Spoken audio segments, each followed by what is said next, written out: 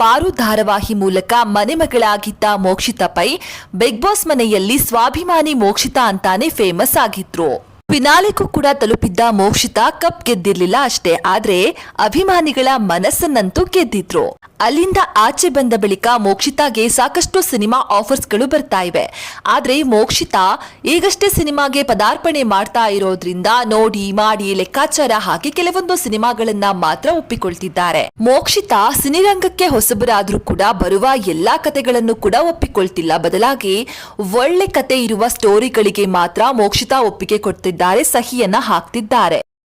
ಸಿನಿರಂಗಕ್ಕೆ ಬರ್ತಾ ಇರೋ ಮೋಕ್ಷಿತಾಗೆ ಅಭಿಮಾನಿಗಳು ಬಹುಪರ ಕೂಗಿದ್ದಾರೆ.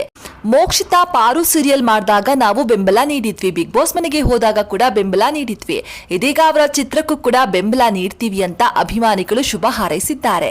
ಇನ್ನು ತಮ್ಮ ಚೊಚ್ಚಲ ಸಿನಿಮಾದ ಬಗ್ಗೆ ಮೋಕ್ಷಿತಾ ಹಾಗೂ ಆ ಚಿತ್ರದ ನಾಯಕ ವೇಣುಗೌಡ ಎಂಬುವರು ಮಾತನಾಡಿದ್ದಾರೆ. ಈ ವಿಡಿಯೋವನ್ನ ಮೋಕ್ಷಿತಾ ಪೈ ತಮ್ಮ ಇನ್ಸ್ಟಾಗ್ರಾಮ್ ಖಾತೆಯಲ್ಲಿ ಹಂಚಿಕೊಂಡಿದ್ದಾರೆ.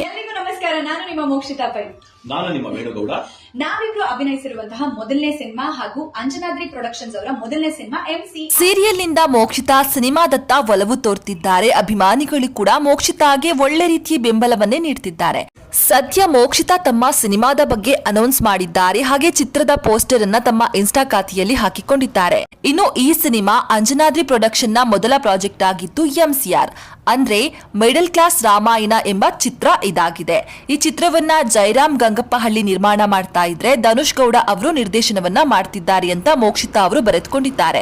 ಈ ಪೋಸ್ಟರ್ ನ ನೋಡ್ತಾ ಇದ್ದಂತಹ ಅಭಿಮಾನಿಗಳು ಮೋಕ್ಷಿತಾಗೆ ಶುಭ ಹಾರೈಸಿದ್ದಾರೆ. ನಿಮ್ಮ ಚಿತ್ರಕ್ಕೆ ಒಳ್ಳೆಯದಾಗಲಿ ಎಂದು ಒಳ್ಳೆಯ ಮನಸ್ಸಿನಿಂದ ಮೋಕ್ಷಿತಾ ಇನ್ಸ್ಟಾ ಖಾತೆಗೆ ಕಾಮೆಂಟ್ ಮಾಡ್ತಿದ್ದಾರೆ.